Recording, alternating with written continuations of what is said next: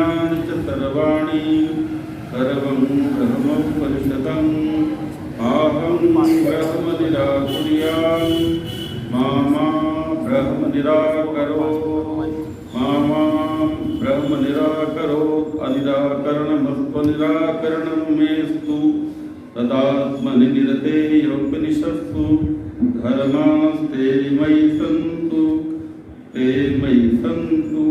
ओम शांति शांति शांति। नवीन घन सुंदरे विमल हेम पीतांबरे त्रिभंगी मकलेवरे मुरली चुंबी बिंबाधरे मनोज्ञरतलं पटे सखी विलोक्यवंशी वटे मनो मम निरन्तरं मदन मोहने मज्जतु मनो मम निरन्तरं मदन मोहने मज्जतु। लावण्यामृतवन्यां मधुरिमलहरी परिपाकः कारुण्यानां हृदये कपटकिशोरः परिस्फुरतु कारुण्यानां हृदये कपटकिशोरः परिस्फुरतु। राधा करावचित पल्लव वल्लरी के राधा पदांक विलसन मधुरस्थली के राधा यशो मुखर मत्त खगावली के राधा विहार विपिने रमतां मनो में। आप हमारे साथ इन प्रचलित श्लोकों का अनुधावन करें। कृष्णाय वासुदेवाय कृष्णाय वासुदेवाय हरे परमात्मने प्रणतक्लेशनाशाय गोविन्दाय नमो नमः। कृष्णाय वासुदेवाय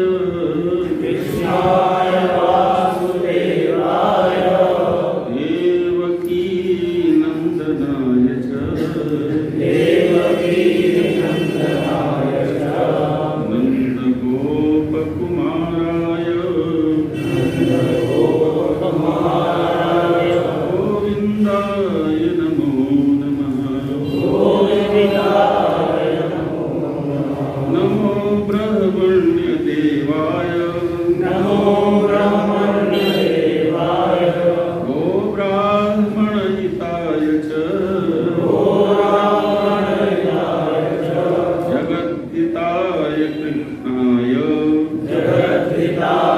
कृष्णाय गोविन्दाय नमो नमः।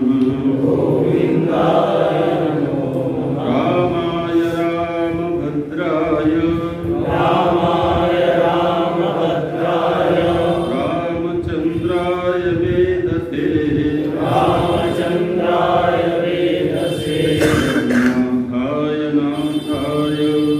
नाथाय नाथाय सीताय पतये नमः। अञ्जनानन्दनं वीरं जानकी शोकनाशनं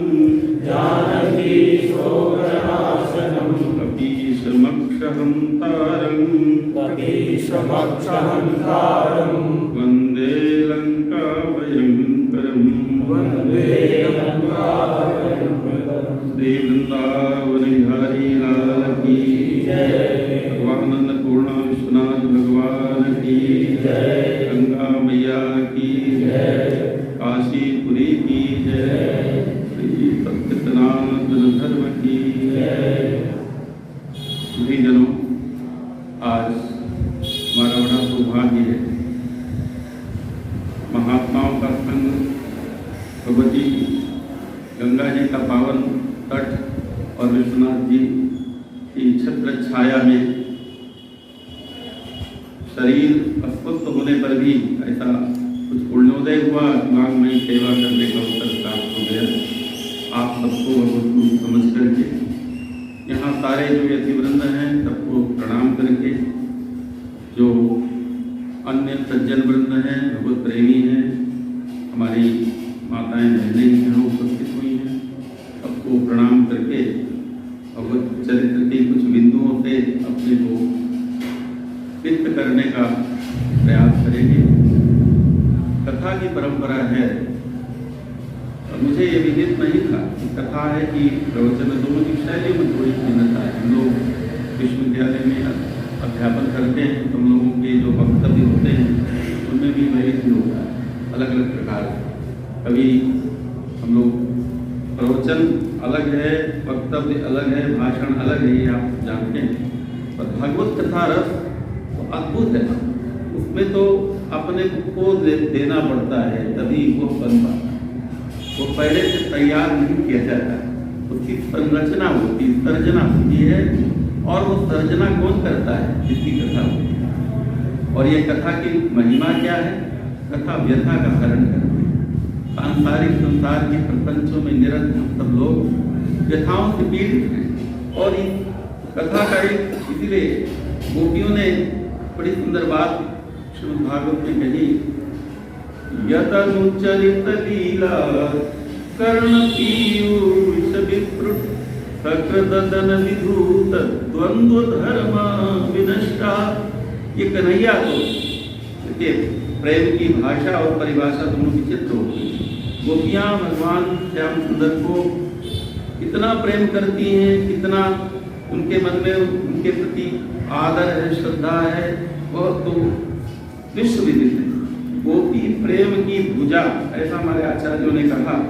और इतना ही नहीं, हमारे उद्धव जी ने भी कहा, वंदे नंद ब्रज स्त्रीणाम पादरेणुमभीक्ष्णतः यासां हरिकथोद्गीतं पुनाति भुवनत्रयम्। उन ब्रज की पुरंदरियों की चरण रेणु की मैं वंदना करता हूँ। कौन कह रहे हैं? उद्धव कह रहे हैं। कौन उद्धव? तो बहुत बड़े ज्ञानी थे। शिष्य बृहस्पति साक्षात उद्धव बुद्धि सत्तमः।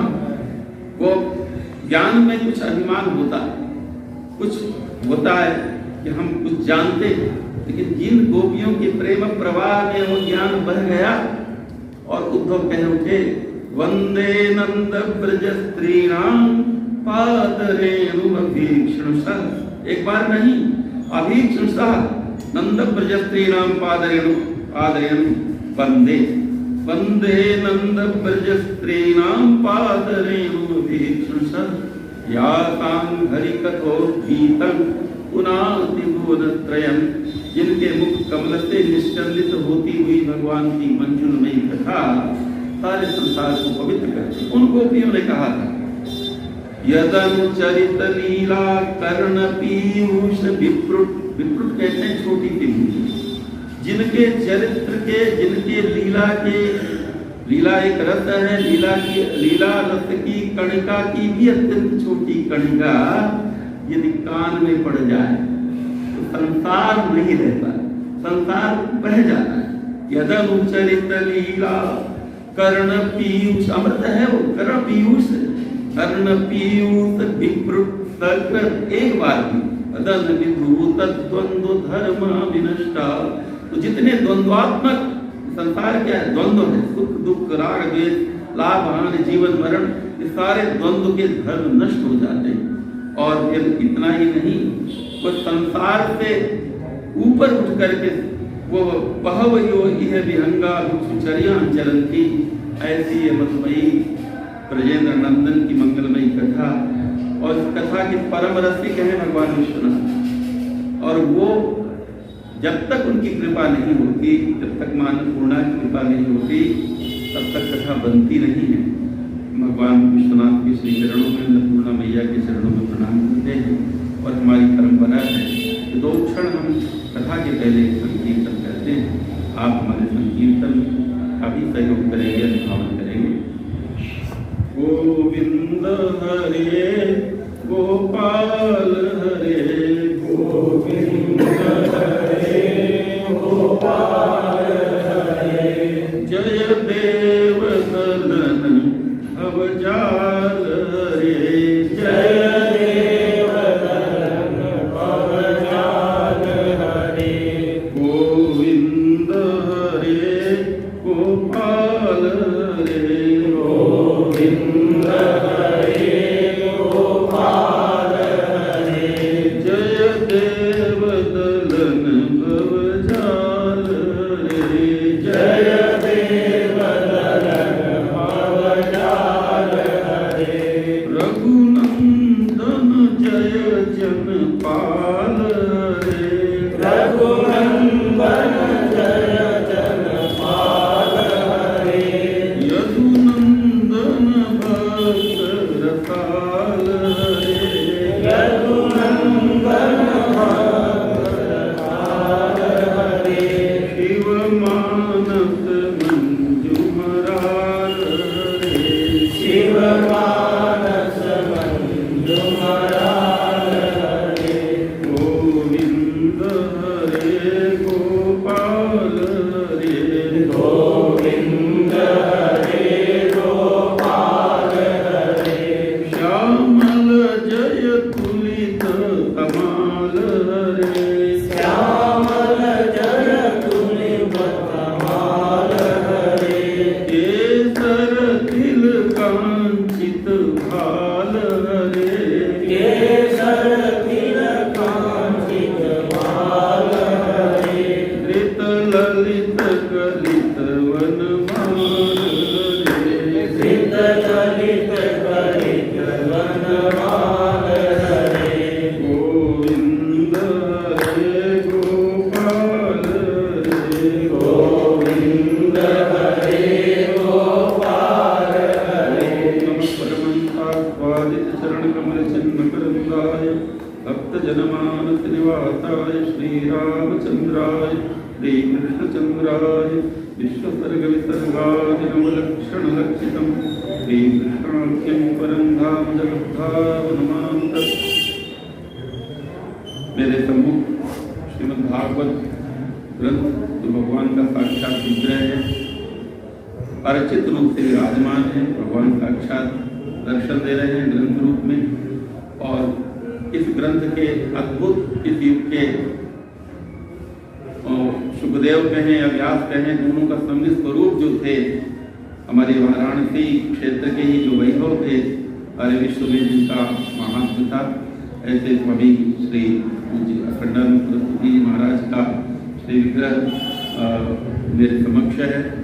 आप सब यतिवृंद हमारे वंदनीय हैं, पूज्य हैं और सब विद्वज्जन हैं।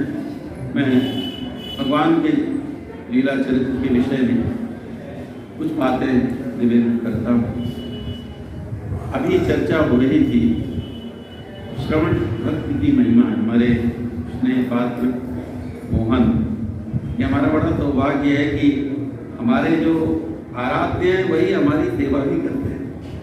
हमारे अभी जितने शिष्य यहाँ उपस्थित हैं, किसी का नाम मोहन है, किसी का नाम गोविंद है, किसी का नाम सत्यनारायण है, किसी का नाम घनश्याम है। एक बार मालवीय भवन में हमारी कथा हो रही थी, तो कथा के समय पंखा झरना था आरती के बाद। हमने पहले कीर्तन कराया कथा के अंत में, और फिर हमने चिल्ला के कहा गोविंद पंखा बंद कर दो। एक हमारे मित्र ने कहा गोविंद का कीर्तन भी करते हो, काम भी करवाते हो। तो ये यही लीला है, वही तो सब कर रहा है। तो गोविंद गोपाल तो प्रभु सर्वत्र विराजमान हैं। वो हमारे मोहन कह रहे थे श्रवण भक्ति की बड़ी महिमा है। बात सही है।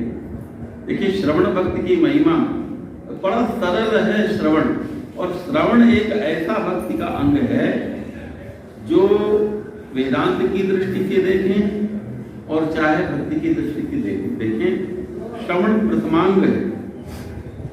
प्रहलाद जी, श्रीमद् भागवत में प्रहलाद जी, हिरण्यकश्यप ने प्रहलाद से पूछा कि तुम अपने गुरु से क्या सीख करके आए हो, उसमें जो अच्छी बात लगती है वो मुझे सुनाओ। तो प्रहलाद जी बोले श्रवणं कीर्तनं विष्णु स्मरणं पादसेवनं अर्चनं वंदनं दास्यं सख्यमात्मनिवेदनम। नवधा भक्ति सुना दी। निश्चित रूप से हिरण्यकश्यप क्रुद्ध हुआ, वो कथा तो आप सब जानते हैं, लेकिन प्रहलाद जी ने ये रेखांकित किया कि प्रथम भक्ति है श्रवण। गोस्वामी जी महाराज भी थोड़ा प्रकारांतर से इस बात को कहते हैं, प्रथम भगति संतन कर संगा, दूसर रति मम कथा प्रसंगा। संतों के संग में होगा क्या? संतों के संग में श्रवण ही तो होगा। तो श्रवण कितनी महिमा है। और वेदांत की दृष्टि से आप जानते हैं, श्रोतव्यः मंतव्यो निधिध्यासव्यः आत्मा वा अरे द्रष्टव्य। भगवती स्तुति कहती है कि हमें आत्मदर्शन करना है, और तो कुछ देखने योग्य है ही नहीं, उसके अतिरिक्त और कुछ है ही नहीं। तो आत्मदर्शन नहीं हो रहा, पराग मुक्ता हमारी है, हम पराग दृष्टि हो रहे हैं, प्रत्येक दृष्टि हमें होना है। तो आत्मदर्शन करना चाहिए, ईश्वर का आदेश है, ये विधि है। आत्मा वा अरे द्रष्टव्य, कहा द्रष्टव्य तो ठीक है, पर उसके कुछ साधन भी तो बताएं। तो श्रुति भगवती ने कहा श्रोतव्य मंतव्यो निधिध्यासव्य, श्रवण करना चाहिए, मनन करना चाहिए और निधिध्यासन करना चाहिए। वस्तुतः करना चाहिए कहना भी ठीक नहीं। श्रवण यदि आप करेंगे तो मनन होगा ही होगा। श्रवण की अग्रिम भूमिका है मनन, और पूर्ण भी नहीं होता अगर श्रवण करके मनन ना हो तो श्रवण हुआ नहीं समझना चाहिए, श्रवण व्यर्थ हो गया। तो मनन अगर हो रहा है तो निधिध्यासन की स्थिति आएगी ही आएगी। अगर श्रवण मनन करने के बाद में उस स्थिति तक हम नहीं पहुंचते तो समझना चाहिए श्रवण नहीं हुआ, श्रवण का आभास हुआ है। जैसे जल से प्यास बुझती है, जलाभास से प्यास नहीं बुझती। मृग तृष्णा के पानी में किसी की प्यास आज तक बुझी है क्या? नहीं। जल होगा तब प्यास बुझेगी। ऐसे भक्ति एक होती है, एक भक्ति का आभास होता है, एक ज्ञान होता है, ज्ञान का आभास होता है। हमारी विडंबना यह है कि हम आभास में फंस जाते हैं। श्रवण होता है, सुनते हैं, और सुन करके भी कुछ गुनते नहीं। तो श्रवण अगर होगा तो गुनना पड़ेगा ही, वो मनन होगा ही।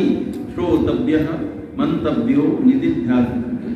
थोड़ी तत्व चर्चा करके फिर हम भगवान श्याम सुंदर की उस ललित कथाओं पर आएंगे। देखिए, क्योंकि देखिए जब तक आज बड़ी विडंबना कथाओं के साथ में, मैं थोड़ा निवेदन कर दूं, यहाँ सब प्रबुद्ध वर्ग बैठा है, कथाओं को लोगों ने तमाशा बनाया है। देखिए, हमें नृत्य गान कीर्तन ये तो सब भगवत भाव में सब उचित है, किंतु जब श्रीमद् भागवत जैसे ग्रंथ की कोई कथा कह रहा हो तो उसमें केवल कथा, और कथा भी श्रीमद् भागवत की कथा से अतिरिक्त इधर की प्रापंचिक कथाएं और जनरंजन की बातें वही प्रधान हो जाए और मूल श्रीमद् भागवत तिरोहित हो जाए तो ये तो कथा अपराध होगा। जैसे नामापराध होता है ना, वैसे कथा अपराध हम कर रहे हैं। हमारे वक्ताओं को इस विषय पर ध्यान देना चाहिए, किंतु कलि का प्रवाह है, हम निवेदन कर रहे हैं कि तत्व के ग्रंथ, श्रीमद् भागवत ब्रह्म विद्या है। हमने अपने शोधक ग्रंथों में, संस्कृत में जो हमने शोधक ग्रंथ लिखे, हिंदी में जो शोधक ग्रंथ लिखे, हमने श्रीमद् भागवत को 10 लक्षणात्मिका ब्रह्म विद्या निरूपित करने का गुरु कृपा से प्रयास किया। और ये श्रीमद् भागवत जो है वेदांत का चतुर्थ प्रस्थान है, रस प्रस्थान। ये क्या है? रस प्रस्थान है। देखिए, वेदांत के 3 प्रस्थान तो सर्वविदित हैं।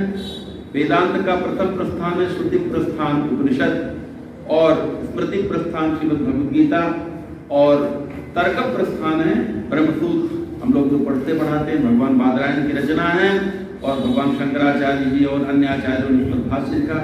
चतुर्थ प्रस्थान रस प्रस्थान है श्रीमद् भागवत। तो अब देखिए, श्रवण की चर्चा हम करें। श्रवण से क्या होता है? 3 समस्याएं हैं, हम अध्यात्म में प्रवेश नहीं कर पाते। 3 फाटक हमें तोड़ने। क्या है? एक है असंभावना, एक है विपरीत भावना, और एक पारोक्ष। असंभावना, दारुण असंभावना भीति, श्री रामचरितमानस में आता है। एक है असंभावना, एक है विपरीत भावना, और एक है पारोक्ष। हम भगवान परब्रह्म परमात्मा हमारे अतिरिक्त कोई परम सत्ता है कि नहीं, प्रायः हमारा मन है, हमारा मस्तिष्क है, आधुनिक मस्तिष्क है, वो यही कहता है कि अरे ये सब कल्पनाएं हैं, पता नहीं ईश्वर है कि नहीं। ये है असंभावना। जब हम भगवान के होने पर ही विश्वास नहीं करेंगे तो ज्ञान अभक्ति होगी कैसे? असंभावना। और फिर अगर कभी मान लीजिए ईश्वर की सत्ता पर विश्वास भी हुआ तो जो ईश्वर जिस प्रकार का है वैसा न जान करके भिन्न प्रकार के ईश्वर को जानना, यह विपरीत भावना। और मान लीजिए आगे भी बढ़ गए तो पारोक्ष का तात्पर्य है कि हमें बस एक सज्जन से मिलना है, वो सज्जन हमारे समीप ही बैठे हैं पर बीच में दीवार खड़ी हुई है, तो परोक्ष हो गए ना। दीवार को पार करके हम जाएंगे तो मिल जाएंगे। ऐसी परब्रह्म की प्राप्ति की 3 समस्याएं। अब देखिए, हम श्रवण मनन निधिध्यासन की बात कर रहे हैं। श्रवण से विपरीत भाव, श्रवण से असंभावना का नाश होता है। श्रवण करने से प्रतिदिन प्रतिक्षण श्रवण करते रहिए, जब अवसर मिले तब श्रवण करिए। देखिए, श्रवण की कोई ये आवश्यकता नहीं है कि आप अपने से बड़े श्रेष्ठ व्यक्ति को ही कथा सुनाने के लिए कहें और उसमें श्रवण करें। आप बच्चों से भी भगवान की कथा सुन सकते हैं। सनकादि कुमार आपस में 4 भाई हैं और चारों भाई उनका एक व्यसन है कि वो जहाँ आता बसन व्यसन यह तिनहि, रघुपति चरित कोई तहाँ सुनहि। जहाँ भी भगवान का चरित्र होता है, चारों भाई सनकादि कुमार ब्रह्मा जी के मानव पुत्र भगवत स्वरूप, लेकिन वो कथा श्रवण करते हैं। किसी ने कहा कि अगर कहीं कथा नहीं होती होगी तो उनको व्यसन है कथा श्रवण करने का, तो कैसे चरितार्थ होगा? तो कहा ऐसा है, वो 4 हैं, 3 बन जाएंगे श्रोता, तो एक वक्ता है, एक कोई बन जाएगा वक्ता। तो श्रवण उनका आवाज चलेगा। आशा वसन, दिशाएं उनकी वस्त्र है। व्यसन यह तिनहि, रघुपति चरित होई तहाँ सुनहि। तो देखिए, श्रवण की इतनी महिमा है कि इससे असंभावना की निवृत्ति होती है। और श्रवण के बाद में जो मनन आता है, मनन करते हैं, भगवत स्वरूप का मनन करते हैं, तो विपरीत भावना की, शास्त्र के अनुसार जो श्रवण किया गया है, यदि हम उसका मनन करते हैं तो विपरीत भावना की निवृत्ति होगी। और जब मनन सिद्ध हो जाता है तो भगवान से जो परोक्षता है, भगवान अलग है, तत्वमसि में क्या है? तत्परोक्ष है, त्वम प्रत्यक्ष है। तत्वमसि महावाक्य में होता क्या है? प्रत्यक्ष परोक्ष का भेद मिट जाए तो महावाक्य सिद्धि हो जाती है, तो परोक्षता दूर हो जाती है। और श्रवण की चर्चा करने के बाद हम भगवान की कथाओं में आएंगे। तो देखिए, गोस्वामी जी महाराज ने लिखा, तो श्रवण कब तक सुने? पर श्रवण में अलम बुद्धि नहीं होनी चाहिए, चाहे वेदांत श्रवण हो और चाहे भगवत चरित्र श्रवण हो। तो भगवान ने वाल्मीकि जी महाराज पूछते हैं कि मैं भगवान श्री राम वाल्मीकि जी से पूछते, रामचरितमानस में, कि मेरे लिए आवाज बताइए, मैं वन में आया हूँ, मैं कहाँ अपना कुटीर बनाऊँ, कहाँ रहूँ? उस समय उन्होंने आध्यात्मिक आवाज भगवान के लिए बताए। एक आवाज यह भी, उन्होंने कहा, जिनके श्रवण समुद्र समाना, जिनके श्रवण समुद्र समाना, कथा तुम्हारी सुभग सरी नाना।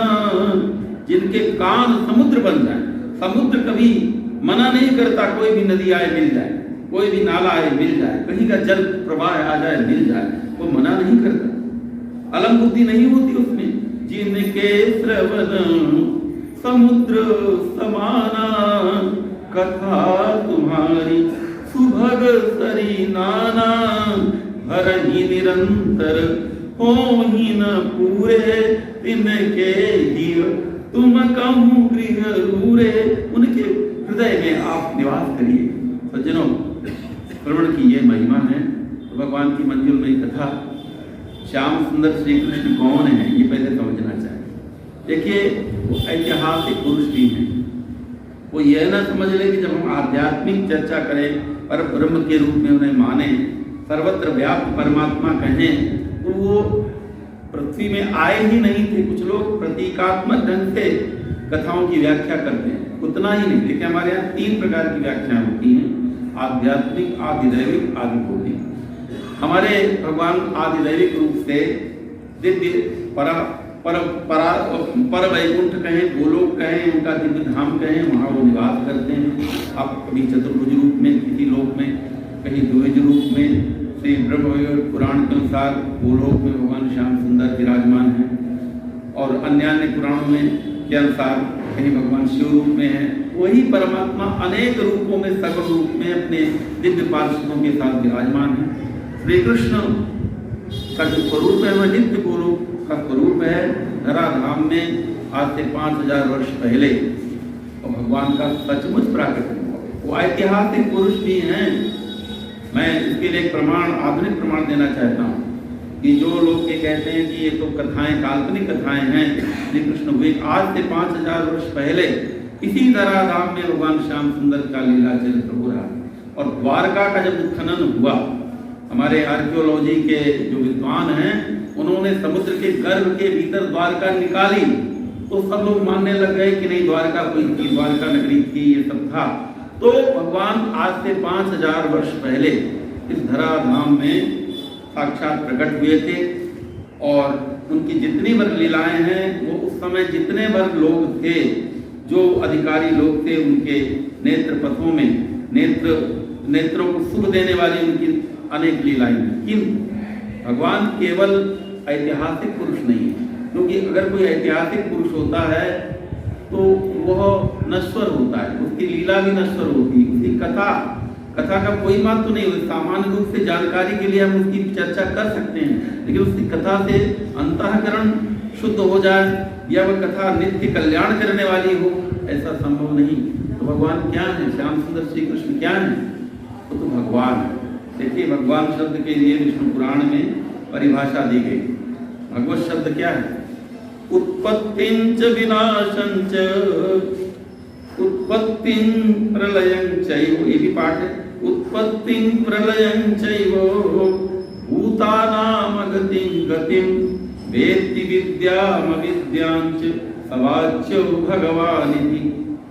जो समग्र ब्रह्मांडों में कितने प्राणी कब जन्म ले रहे हैं, जरा विचार करिए। एक क्षण में हजारों छोटे छोटे जीवाणु, अब आप जो भी महामारी फैली उसके माध्यम से वायरस भी लोग जानने लगे और बैक्टीरिया भी जानने लगे। केवल मनुष्य, पशु और पक्षियों की बात नहीं कह रहे, सरीसृप पादपों की बात नहीं कह रहे। कितने छोटे छोटे जीवाणु जन्म लेते हैं एक क्षण में और मर जाते हैं। हम सांस लेते हैं, हमारे सांस से जाने कितने जीवाणु मृत्यु को प्राप्त हो जाते हैं। तो अनंत ब्रह्मांड है, ये तो एक ब्रह्मांड, अनंतानंत ब्रह्मांडों में किस क्षण कितने जीव जन्म लिया जीवों ने और कितने मृत्यु को प्राप्त हो गए, ये जिनको स्पष्ट होता है, जिनको प्रत्यक्ष होता है। उत्पत्तिं प्रलयं चैव भूतानामगतिं गतिं। हमारे शरीर में कितनी, हमारा पाचन संस्थान कितनी गतियां कर रहा है, हमारा रक्त प्रवाह संस्थान क्या कार्य कर रहा है, हमारे शरीर में कितनी गतियां चल रही हैं हम नहीं जानते। हम कहते हैं शरीर हमारा है, कि प्रत्येक शरीर में कितने स्पंदन हो रहे हैं, ब्रह्मांड में कितने स्पंदन हो रहे हैं, इस बात को जो जानता है वो। उत्पत्तिं प्रलयं चैव भूतानामगतिं गतिं वेत्ति विद्याम अविद्यांच सवाच्यो भगवान। भगवान कितनी कैसी परासत्ता है भगवान, सामान्य व्यक्ति है क्या? और भी भगवान की परिभाषा संक्षेप के लिए हम केवल ये लोग कह रहे हैं। इसके बाद में भगवान श्री कृष्ण है। कृष्ण किसे कहते हैं? कृष्ण कहते हैं जो, देखिए कृषिर्भूवाचक शब्द णश्च निर्वृतिवाचक। देखिए कृष्ण शब्द जो बना हुआ है उसमें धातु है कृष्ण। कृष्ण धातु जो है वो ऐश्वर्य के अर्थ में, और औणादि गणा प्रत्यय है जो आनंद के अर्थ में। कृषिर्भूवाचक शब्द णश्च निर्वृतिवाचक तयोरैक्यं परब्रह्म कृष्ण इत्यभिधीयते। तो समग्र ऐश्वर्य और समग्र माधुर्य जहाँ पूंजीभूत हो जाए वह भगवान श्री कृष्ण है। सज्जनों, एक बार भी हमारा मन मिलन श्याम सुंदर श्री कृष्ण के चरणों में लग गया तो फिर उसकी निवृत्ति, फिर वो लौटता नहीं। सकृन्मनः कृष्ण पदारविन्दयोर्निवेशितं तद्गुणरागियैरिह। अजामिल प्रसंग में भागवत में कहा गया, एक बार सकृन्मनः कृष्ण पदारविन्दयोर्निवेशितं तद्गुणरागियैरिह न ते यमं पाशवृतश्च तद्भटान् स्वप्नेऽपि पश्यन्ति जीर्ण निष्कृतान्। ऐसे श्याम सुंदर भगवान श्री कृष्ण का अवतरण होता है आज के दिवस। आज का दिन यह कालातीत दिवस है। देखिए भगवान और जीव में अंतर क्या है, समझने की बात है। जीव और भगवान में अंतर यही है कि जीव 4 बंधनों से घिरा हुआ है। तेरा ही सदा माया कर प्रेरा काल कर्म स्वभाव गुण घेरा। काल कर्म स्वभाव गुण 4 बंधन हैं जीव के। हम यहाँ एक काल में बैठे हैं तो दूसरे काल में हम नहीं रह सकते, लेकिन भगवान कालातीत है। अमित रूप प्रगटे तहि काला जथा जोग मिले सब ही कृपाला। श्री राम बताए, उन्होंने देखा कि मुझसे मिलने वाले तो बहुत उत्कंठित हैं, मैं अकेला कब तक मिलूंगा। अनेक रूप धारण कर लिए और एक ही समय में उन्होंने सबसे मिलने का कार्य कर लिया, कालातीत हुए। अमित तो काल कर्म, भगवान क्या करते हैं, भगवान माखन भी चुराते हैं और गीता भी सुनाते हैं। कोई कर्म उन्हें बांधता नहीं। भगवान कितने लोगों का वध करते हैं, युद्ध जब करते हैं श्री रामभद्र, कितने लोगों का वध करते हैं, लेकिन कर्म कोई बांधता नहीं। कर्म से अतीत है, काल कर्म स्वभाव से अतीत है। भगवान मृदूनि कुसुमानपि, कोमल से कोमल है, कठोर से कठोर है। हजारों लोग प्रतिदिन मृत्यु को का ग्रास बन रहे हैं, कौन बना रहा है, काल रूप भगवान ही तो। काल रूप दिन का में भ्राता कालोस्मि लोक क्षय कृत प्रवृत्तो लोकान समाहर तुम्हें प्रवृत्ता। काल रूप परमात्मा ही तो सबको रोज खा रहा है। कहीं कठोर है ना, बहुत कठोर है, सारे संसार को खाया जा रहा है। काल रूप इतना करुण है, इतना करुण है कि कोई उसे पुकारे। गजेंद्र ने जब पुकारा, द्रौपदी ने पुकारा, दौड़ से मिला गया। कृष्ण गोपी जन प्रिय, गजेंद्र ने पुकारा, नारायण अखिल गुरु भगवान नमस्ते। नारायण हे अखिल गुरु भगवान आपको नमस्कार। गजेंद्र ने एक पंकज अपने शुंड में उठाया और कहा, नारायण अखिल गुरु भगवान नमस्ते। तब तो इतने सकरुण भी है वो, तो भगवान वही है। काल कर्म स्वभाव से जो अतीत हैं ऐसे भगवान। जब वो मर्त धरा में उनके अवतरण का प्रयोजन क्या है आप सब जानते हैं। गीता में भगवान ने कहा, परित्राणाय साधूनां विनाशाय च दुष्कृतां धर्म संस्थापनार्थाय संभवामि युगे युगे। मानसकार ने भी इसी का अनुवर्तन करते हुए कहा, जब जब होई धर्म के हानि बाणई असुर अधम अभिमानी। उस समय तब तब प्रभु धरि विविध शरीरा हरहि कृपा निधि सज्जन पीरा। भगवान के अवतरण का प्रयोजन मनुद्देश्य मंदो की न प्रवर्तते, हमारे शास्त्रों में कहा जाता है। बिना प्रयोजन के तो भगवान बिना प्रयोजन के क्यों आएंगे। तो प्रयोजन ये एक तो दुष्टों का संहार, धर्म की स्थापना, लेकिन एक गुप्त प्रयोजन है जो उनके प्रेमी जन हैं, जो उनसे मिले बिना रह नहीं सकते, जो छटपटाते हैं, जिसके प्राण भगवान का दर्शन किए बिना, जो उन्हें सखा बना करके उनसे क्रीड़ा करना चाहते हैं, जो उनके साथ में अनेक लीलाओं में सम्मिलित होना चाहते हैं, उनको सुख देने के लिए। देखिए भगवान, श्रुति भगवती ने कहा कि भगवान कहाँ रहते हैं, तो उत्तर दिया, सभूमा कस्मिन प्रतिष्ठित इति।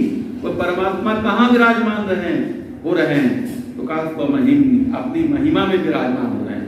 अपनी महिमा से उतर करके नीचे आना अवतरण कहलाता है, अवतार होता है। आज जो है जन्माष्टमी का जो पर्व है, देखिए ध्यान देने की बात है, तात्विक चर्चा थोड़ी हम कर लें।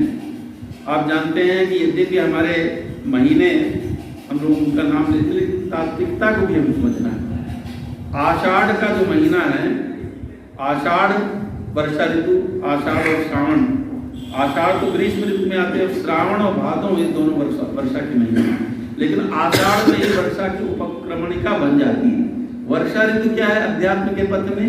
वर्षा ऋतु रघुपति भगत, भगवान की भक्ति ही वर्षा ऋतु है, गोस्वामी जी महाराज कहते हैं। तो क्या है कि जो श्रावण है वो श्रवण को विस्तार कर दीजिए, श्रावण बन जाए। श्रवण में आदि वृद्धि कर दीजिए, श्रवण शब्द में वृद्धि कर दीजिए तो क्या बन जाएगा? श्रावण माने सुनने का विस्तार। सतत श्रवण करते रहिए, श्रवण करते रहिए। तो आगे कौन सा मास आएगा? भद्र, भाद्र, भाद्रमास, भाद्रपद, भद्रपद। भाद्रपद का मतलब कल्याण का स्थान, श्रवण करने से कल्याण का स्थान होता है भाद्रपद में। और भगवान श्री रामभद्र तो आए थे शुक्ल पक्ष में। कोई कह सकता है कि भगवान आप शुक्ल पक्ष में आते हैं, आप सदा सुकृत देखते हैं, पुण्य देखते हैं, तभी आप पधारते हैं। भगवान कहते हैं नहीं नहीं, मैं कृष्ण पक्ष में भी आता हूँ। कृष्ण पक्ष में आए, अष्टमी में आए। अष्टमी माया का अंक है और 9 संख्या ब्रह्म का अंक है। 9 का जब आप पहाड़ा लिखेंगे और उसके दोनों जो अंक हैं उनको जोड़ते जाएंगे तो 9 ही आएगा। आप जानते हैं 9 दूनी 18, 8 1 9 इत्यादि करके हम विस्तार नहीं करना चाहते। 9 के पहाड़े में सब जोड़ते चले जाएंगे तो 9 आएगा, लेकिन 8 के पहाड़े में ऐसा नहीं होता। 8 दूनी 16, तुरंत 7 हो गया, एक 7 घटेगा बढ़ेगा। तो माया घटती बढ़ती है और ब्रह्म निर्दोषम ही समम ब्रह्म, गीता में कहा गया। तो कहने का तात्पर्य यह है कि भगवान जब श्री रामभद्र बने थे त्रेता में, तब वो 9वीं में आए। किंतु जब श्री कृष्ण बने तो उन्होंने कहा कसौटी यह है कि मैं माया में आता हूँ, अब माया को लेके आऊं। नाम प्रकाशा सर्वस्य योग माया समावृता, योग माया से मैं अपने को ढक करके आऊं। तो अष्टमी की तिथि को आते हैं और द्वापरांत में आते हैं। द्वापर कहते हैं संदेह, द्वापर एक युग तो है लेकिन संदेह का भी नाम द्वापर है। द्वापरांत में भगवान का अवतरण होता है। जब हमारे मन में जब तक संदेह रहेगा, जब तक हम संदिहान रहेंगे, तब तक भगवान का अवतरण नहीं होगा। तो धरा में भगवान का अवतरण होता है। और जन्माष्टमी हम किस लिए मनाते हैं? क्या भूतपूर्व जो घटना हो गई है उसके स्मरण करने के लिए जन्माष्टमी मनाते हैं? इतना ही पर्याप्त नहीं। जन्माष्टमी का वास्तविक अर्थ है हमारे हृदय की धरा में, हमारे हृदय की भूमि में भगवान पधारे। जन्माष्टमी के दिन भगवान हमारे हृदय में आए। श्याम सुंदर ब्रजेंद्र नंदन, जनों श्याम सुंदर ब्रजेंद्र नंदन के विषय में हमारे आचार्यों ने, उनकी जो लीलाएं हैं उनकी लीलाओं के विषय में आचार्यों ने बड़ी सुंदर सुंदर बातें कही हैं। हमारे ब्रज के भक्तों ने कहा है और अन्य आचार्यों ने कहा है कि अगर हमारा मन, अभी हमने चर्चा की थी मन की, मन हमारा रसिक है और वह रस में ही जाना चाहता है, तो भगवान श्याम सुंदर परम रसमय स्वरूप धारण करके ब्रजेंद्र नंदन आते हैं। तो आचार्यों ने कहा कि आप कितने भी बड़े विद्वान हो जाएं, धनवान हो जाएं, किंतु यदि आपका मन मिलिंद श्याम सुंदर के श्री चरणों में नहीं लगता तो सब व्यर्थ। षडंगादि वेदो मुखे शास्त्र विद्या कवित्वादि गद्यं सुपद्यं करोति यशोदा किशोरे मनो ये चेन्न लग्नं ततः किं ततः किं ततः किं ततः किं। आप बड़े वैदिक विद्वान हैं, बड़े आचार्य हैं, पंडित हैं, सब कुछ हैं, लेकिन यदि यशोदा के स्तनंद है, यशोदा की कन्हैया में, नीलमणि में तुम्हारा मन नहीं लगता तो सब व्यर्थ है, सब व्यर्थ। शरीरं सुरूपं ततो वैकलत्रं यशश्चारु चित्रं खनन मेरुतुल्यं यशोदा किशोरे मनो वैन लग्नं ततः किं ततः किं ततः किं ततः किं। हमारे ब्रज के भक्त भी कहते हैं श्याम धन के बिना लागी रहे मति मेरी श्याम रूप सागर में, वाही नट नागर को मन अनुरागी रहे, रागी रहे चित्तता के राग रंग बीच रम्यो, बुद्धि तासों जुरी व्यर्थ तर्क नासों भागी रहे, भागी रहे ज्ञान गुण गरिमा गुमान भरी, तन धन जौवन में चाहे लगी आगी रहे, आगी रहे आगी रहे विरह की उर में जरत सदा, प्रीति नंद नंदन सो लागी रहे, लागी रहे। ये जो भक्ति है, प्रीति है, देवर्षि नारद ने भगवत प्रेम की महिमा के विषय में कहा। अनिर्वचनीयम प्रेम स्वरूपम मूका स्वादनवत। देवर्षि नारद अपने भक्ति सूत्र में कहते हैं अनिर्वचनीयम प्रेम स्वरूपम मूका स्वादनवत। जैसे किसी गूंगे को मिठाई खिलाई जाए, वो बता न सके कैसा स्वाद है, अभिव्यक्त न कर पाए, वैसी सचमुच भगवत प्रेम जिसको प्राप्त हो जाता है वह उसका वर्णन नहीं कर पाता। इसलिए हमारे आचार्यों ने कहा उल्टा पलटी करहु सकल जग कहे सब भाषा। उल्टा पलटी करहु सकल जग कहे सब भाषा। मिले न तो कहूँ एक प्रेम पूर्ण परिभाषा। प्रेम की पूर्ण परिभाषा सारे संसार की भाषाओं को उलट कर डालो तो भी नहीं मिलती। ये भगवत प्रेम के विधान के लिए भगवान श्याम सुंदर आए। देखिए वो कारागार में आते हैं, संसार के बंधन को मुक्त करने, संसारियों के बंधन को मुक्त करने के लिए वो कारागार में आते हैं। वसुदेव नंदन बनते हैं। वसुदेव क्या है? सत्वम विशुद्धम वसुदेव शब्दितम। विशुद्ध सत्व गुण हमारे वसुदेव हैं। हमारी जो सात्विक चित्तवृत्ति देवकी सर्वदेवता देवकी माता है। कंस गति हिंसायाम धातु से कंस शब्द की निष्पत्ति होती है, महामोह का नाम कंस है। भगवान की ब्रज में वृंदावन में दो प्रकार की लीलाएं चलती हैं, एक ऐश्वर्य की लीला, एक माधुर्य की लीला। ऐश्वर्य की लीला के द्वारा वे दुष्टों का दमन करते हैं। पहले हम उनकी चर्चा करें, फिर माधुर्य की लीला में आएंगे। लेकिन सबसे पहले भगवान क्या होता है, कंस को कथा आप सब जानते हैं। कंस को ये पता था कि मेरा मारने वाला आने वाला है, तो वह सदा भीत रहता था। और जब भगवान इस बार देवकी माता के गर्भ में आए, तब सबको पता चल गया प्रायः कि भगवान अब आने वाले हैं। संपूर्ण देवता माता देवकी निकटबद्ध हैं, हथकड़ी बेड़ियों से बंधी हुई है। वसुदेव भी बंधन में बंधे हुए हैं, कारागार में हैं। उस समय माता देवकी एकदम तेजस्विनी हो जाती है। भगवान का जब अंश उनके हृदय में देखिए हुआ क्या, बहुत वेदी दीक्षा। हमारे श्रीधर स्वामी जो भागवत के टीकाकार हैं, वो कहते हैं सबसे पहले भगवान वसुदेव जी के मन में आए। उनका जो स्वरूप है, अंश है, ऐश्वर्य है, माधुर्य है, वसुदेव जी के मन में आया। फिर उन्होंने देवकी माता को वेदी दीक्षा देकर चक्षु के द्वारा भगवान को देवकी के गर्भ में स्थापित किया। और जब देवकी जी के हृदय में, वैसे तो सर्वव्यापी भगवान है, लेकिन जिनका जन्म होने वाला था वो भगवान जब देवकी माता के गर्भ में स्थापित हो गए अपने स्वरूप से, तब भागवतकार सुखदेव जी कहते हैं सा देवकी सर्व जगन निवास निवास भूतां नितरांगरे जे। तब देवकी माता अत्यंत शोभायमान हुई और जेल खाने में उनकी उतनी शोभा नहीं हुई। उन्हें तो होना चाहिए था दिव्य भवन में, लेकिन जैसे सरस्वती ज्ञान खल में शोभा को नहीं पाती, तो वसुदेव जी विशुद्ध सत्व गुण है, देवकी सर्वदेव देवकी के पुत्र बनकर के भगवान चतुर्भुज रूप में जब प्रकट हुए। उपसंकर विश्वात्मन अधो रूप अलौकिकम। पहले तो चतुर्भुज रूप में प्रकट हुए, फिर देवकी माता ने कहा कि भगवान इस रूप से तो काम नहीं चलेगा, आप अपने स्वरूप को भी तिरोहित कर लीजिए। तो बालक बनकर के प्रकट हुए और उन्होंने सब संदेश दिया कि आप लोग पूर्व जन्म में कौन थे। प्रश्नी थे, तुम प्रश्नी थी, सुतपा थे, कश्यप दो जन्मों में, कश्यप और उनकी जो पत्नी है अदिति वो आप थे। अब इस जन्म में आप देवकी और वसुदेव हुए हैं। ऐसा करिए कि आप मुझको शीघ्र ही नंद बाबा के यहाँ पहुँचा दीजिए। नंद बाबा वसुदेव जी के भाई भी लगते थे और मित्र भी थे। ये कथा है, अगर विस्तार जब हम कथा कहते उसकी चर्चा करते। तो वो कालिंदी उफन रही थी यमुना जी, कथा आप सब जानते हैं। तो वसुदेव जी भगवान को मस्तक में लेकर के, लेकिन ध्यान देने की बात है, ज्ञान है वसुदेव जी, ज्ञान भगवान को मस्तक में धारण करता है, लेकिन नंद बाबा गोद में धारण करते, हृदय में धारण करते, दोनों में अंतर है। तो सूप में वहाँ एक सूप पड़ा हुआ था, कुछ आसन तो था नहीं, आपने देखा हुआ चित्रों में। अब तो डलिया भी बना देते हैं चित्र में, वस्तुतः डलिया नहीं, सूप ही था।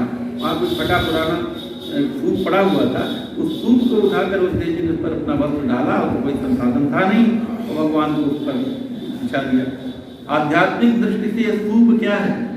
साधु ऐसा चाहिए जैसा सूप सुभाए, सार सार को गई रहे सोता दे उड़ाए।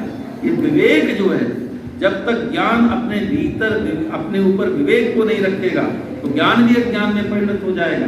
तो फिर कालिंदी को पार किया भगवान ने, अपने चरणों का स्पर्श करा के कथा है ये अप्रवाह है। लेकिन ब्रज में बाबा नंदन स्वात्मज उत्पन्ने जाता लादो महामना, हम ये कथा उस तरह से नहीं सुना रहे कि सूत्र दे रहे हैं, क्योंकि अभी हमें भगवान की 3 कथाओं पर, 3 चरित्रों पर चर्चा करनी है।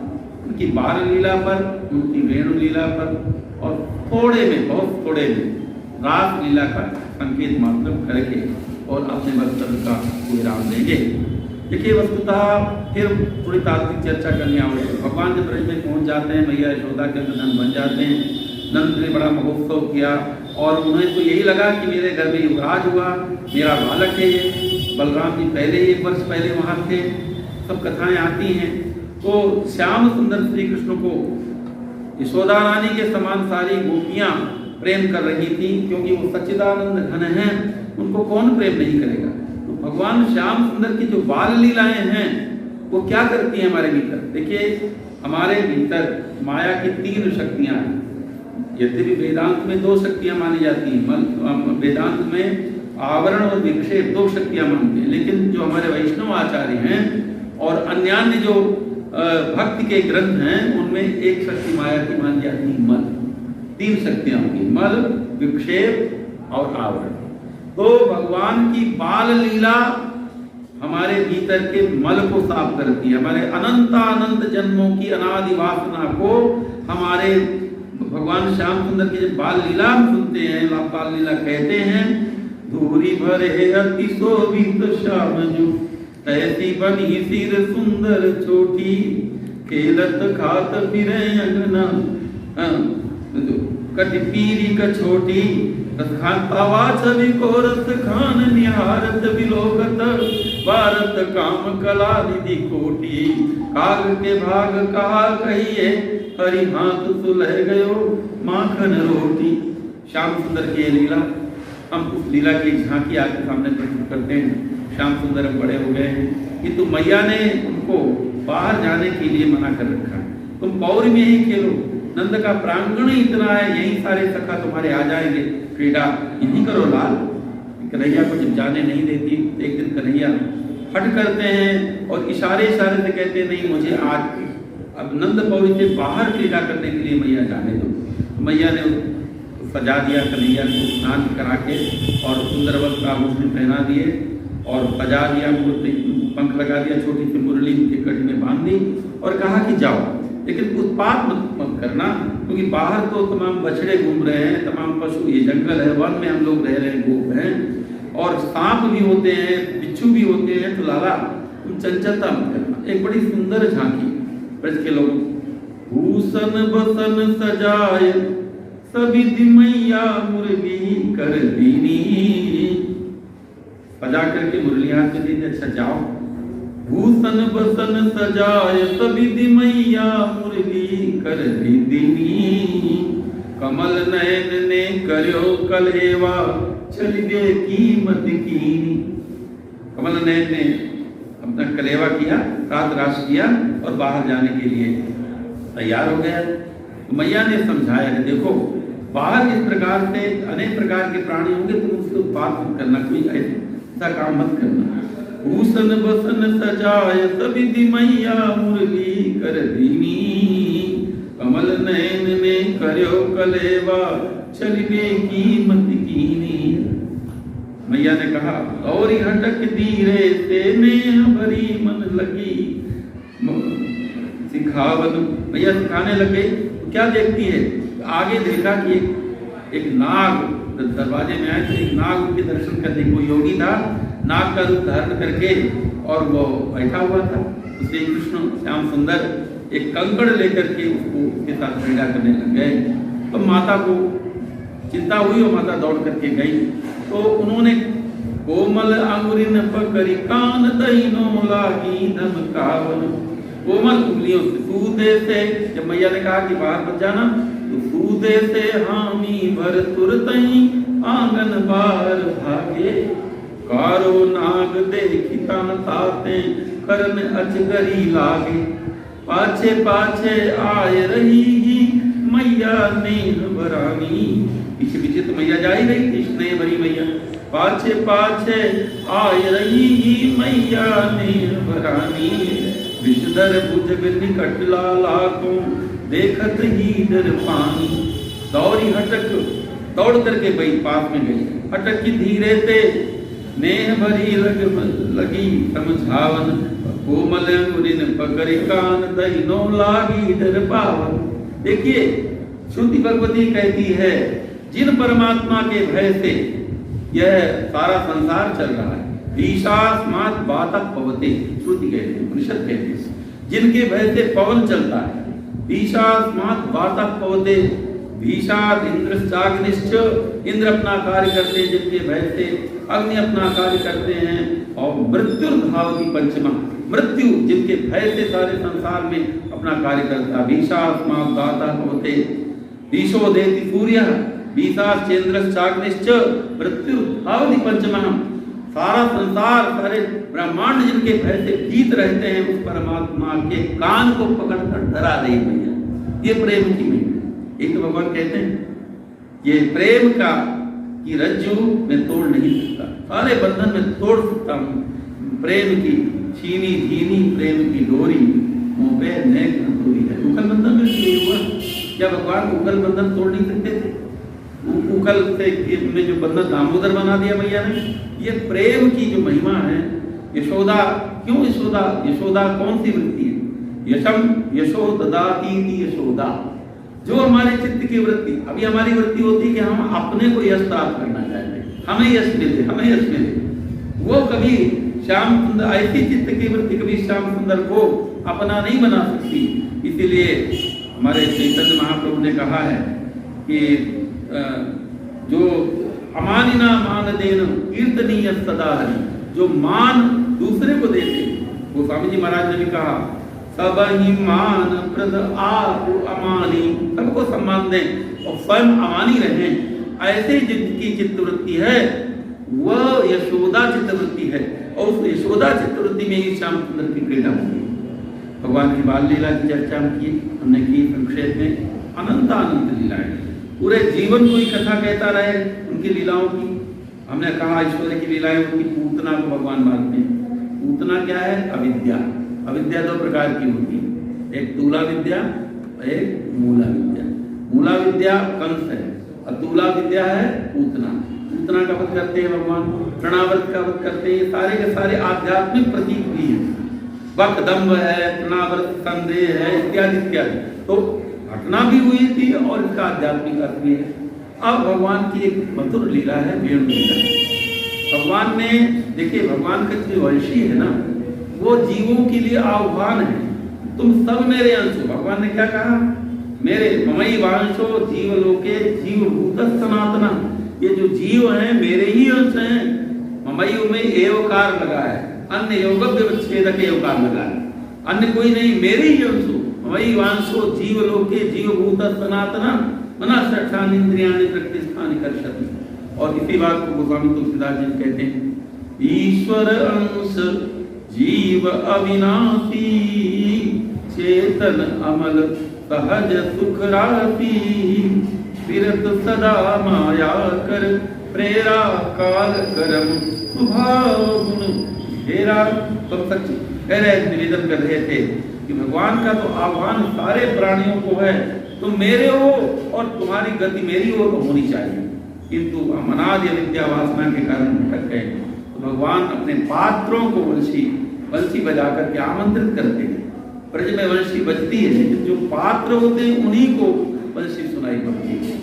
ब्रज की एक गोपी कहती है, कौन ठगोरी हरी हरी आजू बजाई है बांसुरिया रस धीनी, तान सुनी जिनही तिनही तिनही तिन लाज विदा कर दीनी। घूम खरी खरी नंद के पालन घूमे खरी नंद नंद के बारन से ग्वाल कहे अति बाल प्रवीणी या ब्रज मंडल में रस खानी तो कौन भटू जो लटू नहीं की। श्याम सुंदर जब वंशी बजाते हैं सारा ब्रह्मांड उनकी ओर आकर्षित हो जाता है। वेणुगीत है श्रीमद् भागवत में इत्थम सरस्वच्छ जलम पद्माकर सुगंधिना न्यविशद वायुना वातन सगो गोपालकोचिता कुसुमित वनराजि शुष्मिभृंग द्विजकुल पुष्ट तरह सरिन महीद्रम ब्रजपतिरवगाय चारयंगा सह पशुपाल बलश्चुकूज वेणु ताव्रजस्त्रिय आश्रुत्य वेणुगीतं स्मरोदयं काश्चित् परोक्षं कृष्णस्य स्वसखीभ्यो न वर्ण्य। श्याम सुंदर की वंशी बजे, उनको अधिकारिणी गोपियों ने सुना और सुन करके उन्मत्त हो गई और उस वेणुनाद का वर्णन करने लग गई गोपियां। श्रीमद् भागवत का बड़ा प्रसिद्ध श्लोक है। देखिए एक अवान्तर कथा आती है। सुखदेव जी तो ब्रह्मनिष्ठ थे, ब्रह्मविद वरिष्ठ थे और अद्वैत में परम उनकी निष्ठा थी। उन्होंने किसी ने प्रश्न किया, उन्होंने श्रीमद् भागवत क्यों पढ़ा और भागवत का प्रवचन किया, परीक्षित किया। तो स्वयं मुक्त पुरुष थे, हे मुक्त, लेकिन मुक्त पुरुषों को भी आकर्षित करती है परमात्मा की श्याम सुंदर की कथा। मुक्त मुनीना मृग्यम किमपि फलम देवकी फलति तत्पालयति यशोदा। तो सज्जनों, सुखदेव जी महाराज के विषय में कथा आती है कि व्यास जी ने जब श्रीमद् भागवत की रचना कर ली, उन्हें लगा कि इसका प्रचार कैसे हो। आज तो प्रचार के दूसरे साधन है, बहुत सारे साधन है, आप अपना बना के डाल दीजिए, सारी दुनिया में फैल जाएगा। लेकिन पहले तो प्रचार करना, अधिकारी को प्रचार करना है। तो उन्होंने सोचा कि मेरी भागवत कथा का प्रचार सुखदेव ही कर सकता है। पर सुखदेव तो मुक्त है, वो कहाँ होगा, अपने शरीर में होगा कि नहीं होगा, वो परमात्मा से साहित्य एकाकार हो गया और कभी कभी इच्छा होती है तो प्रकट होता है। तो उन्होंने अपने दो चार शिष्यों को कहा, 2 श्लोक भागवत के सिखा दिए। तुम जंगल में जब समिधा लाते रहो, समिधाहरण करो, फूल चुनो, तो इन श्लोकों को गाया करो। एक श्लोक था, अहो बकीयं स्तनकालकूटं जिघांसया पायेदप्य साध्वी लेभे गतिं धातृचितां ततोऽन्यं कं वा दयालुं शरणं व्रजेम। ये श्लोक का अर्थ है कि अहो, इतने उदार शिरोमणि है श्याम सुंदर श्री कृष्ण कि माता को तो अपनी गति देंगे ही, माता को तो गोलोक धाम में माँ की पदवी देंगे ही। जो विष पिलाने आई थी बकी बक की बहन पूतना, उसको भी जिन्होंने माता की पदवी दी, ऐसा कौन उदार है। एक तो श्लोक और दूसरा श्लोक है वेणुगीत का, बरहा पीडन नटवर बपू कर्णयो कर्णिकार बिभ्रद्वास कनक कपिशं वैजयंती च मालां रंध्रांगेनो रदग सुधया पूरयन् गोपवृन्दैर् वृन्दारण्यं स्वपदरमणं प्राविशद्गीत कीर्ति। सज्जनों, इन 2 श्लोकों को सुनकर सुखदेव जी आए और व्यास जी के पास में कहा, भगवान मुझे भागवत पढ़ाइए, मैं ऐसे परब्रह्म का रसिक बन गया हूँ। तो सज्जनों, अधीतवान द्वापराधो पितुर्द्वैपायनादहम भागवत में आता है। पढ़ा, भागवत पढ़ने की विद्या है। अच्छा, बिना पढ़े ही कथा करने लगते हैं लोग। भागवत के प्रथम श्लोक के 100 अर्थ हैं, कम से कम 100 अर्थ। और अनेक कथावाचकों से एक विदेश में कथा करने वाला कोई हमारे वैदिक दर्शन विभाग से कोई छात्र रहा होगा, और वो छात्र मुझे नहीं लगता है कि कोई ठीक ठाक छात्र रहा होगा, हम जानते भी नहीं थे। तो 3 साल पहले एक छात्र आया, विदेश में बहुत कथा करता है, श्रीमद् भागवत में बहुत पैसा कमाया। उसने कहा कि गुरु जी मुझे एक प्रमाण पत्र दे दीजिए। कहे प्रमाण पत्र? कहा कि एक प्रमाण पत्र दे दीजिए कि मैं भागवत बहुत अच्छी तरह से भागवत मैंने आपसे पढ़ी है और भागवत में जानता हूँ। हमने कहा हमें तो स्मरण नहीं आ रहा कि तुमने कभी पढ़ी है और तुम जानते हो, तब परीक्षा नहीं तब हम समझेंगे। अच्छा ये बताओ भागवत का प्रथम श्लोक कौन सा है? कहा सच्चिदानंद रूपाय विश्वोत्पत्ति। अरे हमने कहा मूर्ख है, तो महात्मा का श्लोक है, भागवत का श्लोक सुनाओ। बोला जन्माद्यता। हमने कहा तुम अंधे के अंधे रहेंगे। जन्माद्यता को जन्मांधता जो पढ़ेगा कितना वो भागवत सुना रहा है, करोड़ों रुपए कमा रहा है, क्योंकि नाचना गाना जानता है। देखिए सज्जनों, भागवत ब्रह्म विद्या है, परमांश संहिता है। अब विद्यावताम, हमारे अभी स्वामी जी महाराज ने कहा तो विद्यावताम भागवते परीक्षा, हमारा एक ग्रंथ है भागवत तत्व बिंदु संस्कृत में, हमने विद्यावताम भागवते परीक्षा पर कम से कम 50 पृष्ठ का एक लेख उसमें है। कौन कौन सी भागवत में विद्याएं हैं और कौन कौन सी विद्याएं जाने बिना भागवत को नहीं समझ सकते। तो ऐसे ग्रंथ की आज हम लोगों ने ऐसी स्थिति कर दी। तो मैं निवेदन कर रहा था कि श्रीमद् भागवत को सुखदेव जी महाराज जैसे ब्रह्मविद वरिष्ठ ने पढ़ा, नहीं कह देते अरे हम क्या पढ़ना, हम देख लेते हैं तो पलट लेते हैं और उसके बाद में अपना तबला और सब तैयार करो सुनाने लग जाएंगे। नहीं, विधिवत बैठ करके चरणों प्रसन्न हो करके अधीतवान द्वापरादौ पितुर्द्वैपायनाद, हम ये सुखदेव जी ने पढ़ी श्रीमद् भागवत। ऐसे श्रीमद् भागवत ब्रह्म विद्या है सज्जनों। तो मैं चर्चा कर रहा था कि वेण जब गोपियों ने वंशी सुनी तो वंशी क्या करती है, देखिए वेणुनाद क्लीम काम बीज है। आप बीज मंत्र जानते हैं, हमारे जो मंत्र साधक लोग होते हैं तो बड़े मंत्र तो होते हैं, लेकिन बीज मंत्रों में अपरिमित शक्ति होती है। तो जो काम को जीतने का मंत्र है, देखो राज पंचाध्याय क्या है, काम को जीतने की विद्या है। ये काम अनंत जन्मों से हमें काम ही तो पीड़ित कर रहा है। व्यापक अर्थ में काम माने कामना, अनादि विद्या जो है वही तो काम है। तो इस कामना को भगवान ने राज पंचाध्याय करके, राज पंचाध्याय के आरंभ में श्रीमद् भागवत के 5 प्राण, जैसे हमारे शरीर में 5 प्राण हैं, वैसे श्रीमद् भागवत के 5 प्राण कहे जाते हैं राज पंचाध्याय के 5 अध्याय। और श्रीधर स्वामी जो भागवत के इस समय प्राप्त प्रथम टीकाकार है, वो कहते हैं कि भगवान ने राज पंचाध्याय की लीला क्यों की। कामदेव को अपने स्वरूप पर बड़ा अभिमान हो गया, बड़ा सुंदर रूप और मैं सबको जीत सकता हूँ। तो स्वामी जी महाराज ने भी काम की प्रशंसा की। काम कुसुम धनुषायक लीने, सकल भुवन अपने वश कीने। काम सारे संसार को, यहाँ तक कि एक बार तो भगवान लीला में ही सही भगवान विश्वनाथ को भी उसने उद्वेलित कर दिया। अंत में भगवान विश्वनाथ ने उसको दग्ध कर दिया। तो काम कुसुम धनुषायक लीने, सकल भुवन अपने वश। ऐसे काम को अहंकार हो गया तो भगवान ने कहा काम तुमको हम जीतेंगे श्री कृष्ण मंत्र के रास पंचाध्याय।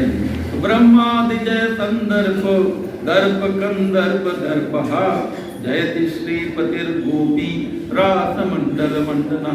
तो भगवान की जो वंशी है सज्जनों, वह केवल साधारण बांस की वंशी का स्वर नहीं, वो ब्रह्मांड को भेजने वाली वंशी। इसीलिए हमारे व्रज के कहते हैं, गोपियां उनको लहना देती हुई कहते हैं, देखो देखो सब ही सहूर तेरो उत्पाती, जाती है नरैन बंसी अब तो रहन दे। अरे रात नहीं बीतती तुम वंशी बजा, देखो देखो सब ही स्वरूप भाव, देखो देखो सब ही सहूर तेरो उत्पाती, जाती है नरैन बंसी अब तो रहन दे। तारन को वृंद थक्यो चंदमती मंद थक्यो, शिशुमार फंद थक्यो मारग बहन दे। ग्वाल कभी अब अरविंदन को फूलन दे, मंजुल मलिंदन को मधुता लहन दे। होन दे रे होन दे सबेरो निर्दयी कान, रही को चलन दे गयन दुहन दे। तो वेणुवादन की जो लीला है, कहना यह है कि वह हमारे चित्त के विक्षेप को दूर करती है। और भगवान जब रात में प्रवेश करने के लिए क्षीरहरण की लीला, बहुत लोग समझते हैं कोई अश्लील लीला होगी, नहीं। नंद व हेमंते प्रथमे वासी नंद ब्रज कुमारिका, भगवान चेरुर हविष्यम भुंजाना कात्यायन अर्चन प्रथम। तो श्रीमद् भागवत का परम रहस्य है, क्षीरहरण के में की लीला के द्वारा भगवान आवरण भंग करते हैं और फिर रास रस रसो वैसा यम लब्ध्वानंदी भवती। मैं समझ रहा हूँ आज सब लोग व्रत में हैं और हम सब व्रत में रात्रि में भगवान के अवतरण के समय हम भगवान का मंगल महोत्सव मनाएंगे। आज यह भगवत लीला का एक संक्षिप्त क्रम था। हम संक्षेप में भगवान की चर्चा करके अब प्राय चर्चा हमारी पूरी इतना ही कहना है कि श्री कृष्ण को सुखदेव जी महाराज जब कथा सुना रहे थे, राज इत्यादि कथा सुना रहे थे, तो परीक्षित जी जैसे परम विरक्त जिनको मृत्यु का दर्शन हो रहा है। देखिए भागवत भगवान कथा का सच्चाधिकारी कौन है? जो प्रतिपल मृत्यु का दर्शन करता है। नारायण स्वामी ने दोहा कहा, दो बातन को भूल मत जो चाहे कल्याण, नारायण एक मौत को दूजे श्री भगवान। प्रतिपल जो मृत्यु का दर्शन कर रहा है उसे सांसारिक चर्चा आकर्षित नहीं कर सकती। परीक्षित श्रोता और सुखदेव जी कैसे वक्ता, जिन्हें स्त्री पुरुष का भेद का ज्ञान है। यम प्रव्रजंत मनुते समपेत कृत्यं द्वैपायनो विरह कातर आजुहाव पुत्रे तन्मयतया तरवो विनेदुस्तं व्याससूनुपयामि गुरुं मुनीना। सज्जनों, तो कहने का तात्पर्य ये है, ऐसी भागवती कथा ब्रह्म विद्या और उस भागवती कथा के परम आश्रय भगवान श्याम सुंदर। भागवत के 10 लक्षण हैं। अत्र सर्गो विसर्गस्य स्थानं पोषणं मुक्तया मन्वन्तरेशान कथा निरोधो मुक्त्याश्रया। आश्रय तत्व भगवान श्री कृष्ण और वो हमारे आत्म तत्व हैं, हमारे स्वरूप हैं। उनसे प्रेम, देखिए अपने से तो सभी प्रेम करते हैं। बृहदारण्यक उपनिषद में ये कथा आती है कि याज्ञवल्क्य जी ऋषि हैं, आप जानते हैं, उनकी 2 पत्नियां हैं। एक का नाम कात्यायनी था, एक मैत्रेयी थी। तो मैत्रेयी कात्यायनी तो घर गृहस्थी वाली पत्नी थी, उसको सांसारिक जैसी स्त्रियां होती वैसी थी, और मैत्रेयी थोड़ा आध्यात्मिक धारा वाली थी। तो जब वो विरक्त होने लगे दोनों पत्नियों से कहा, देखो मेरे पास जितना धन है मैं बंटवारा कर देता हूँ तुम दोनों के बीच में, मेरे जाने के बाद में तुम लोगों में झगड़ा नहीं। तो कात्यायनी को बुला करके कहा, ठीक है भगवान, जो आपकी इच्छा हो दे दीजिए, आप जा रहे हैं हमारे लिए तो यही कष्ट की बात करनी, मैं विरक्त हो जाऊंगा। तो मैत्रेयी ने पूछा कि एक बात बताइए, आप जो है आप क्यों जा रहे हैं सब छोड़ करके? आप मुझे इससे भी बड़ा धन प्राप्त हो गया। तब फिर उसने कहा कि भगवान ये जो धन आप उसको दे रहे हैं, भौतिक धन, इसको प्राप्त करके मैं अमर हो पाऊंगी? कहा नहीं। तो उसने कहा, ये नाम अमृतास्याम, जिस धन को पाकर मैं अमरत्व को न प्राप्त करूं, किम तेरा हम कुरियाम, उससे मैं क्या मुझे लाभ मिलेगा? मुझे तो वही ब्रह्म विद्या सिखाई, वही ब्रह्म विद्या दी। उसी संदर्भ में मैत्रेयी ब्राह्मण में कथा आती है, वचन आता है कि कोई किसी से प्रेम दूसरे से नहीं करता, अपने से ही प्रेम करता है। आत्मनस्तु कामाय सर्वा प्रियम भवति, अपने लिए हम सब प्रेम करते हैं। इसलिए अपने से प्रेम करना सहज प्रेम। हम जिससे भी प्रेम करते हैं उसमें अपनत्व को स्थापित कर देते हैं, और जब अपनत्व को हम हटा लेते हैं तो हमारा प्रेम उससे तिरोहित हो जाता है। इसलिए भगवान हमारे आत्मा, हमारे भगवान कृष्ण में नमवेहित्वम आत्मानमखिलात्मनाम, संपूर्ण आत्माओं के आत्मा भगवान श्री कृष्ण हैं। उनसे सदा हमें प्रेम करना चाहिए, और उनके प्रेम की धन्यता जब हो जाएगी तभी हमारी जन्माष्टमी सफल होगी। हम संकीर्तन करके दिवाली को ही विराम देंगे।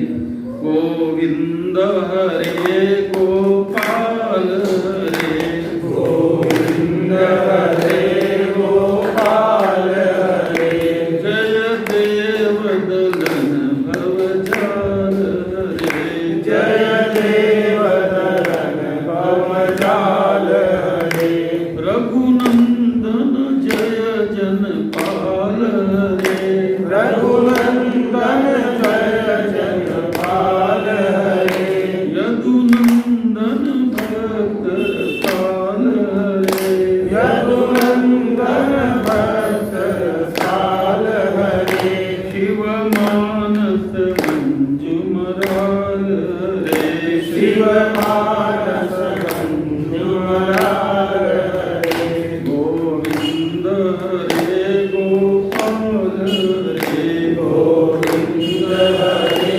गोपाल हरे, दश कंधर कंठ कराल हरे, दश कंधर कंठ कराल हरे, जय केशी कंस कुल काल हरे, जय केशी कंस कुल काल हरे, हत तंत्र वक्र शिशुपाल हरे, हत तंत्र वक्र शिशुपाल हरे, गोविंद हरे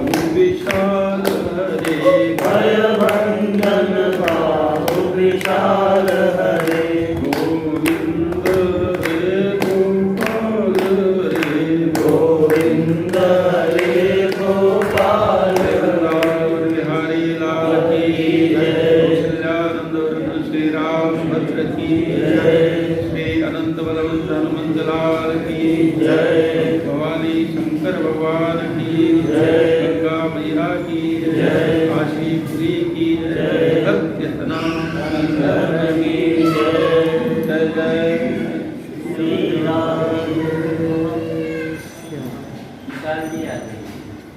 नमः पार्वती पतये।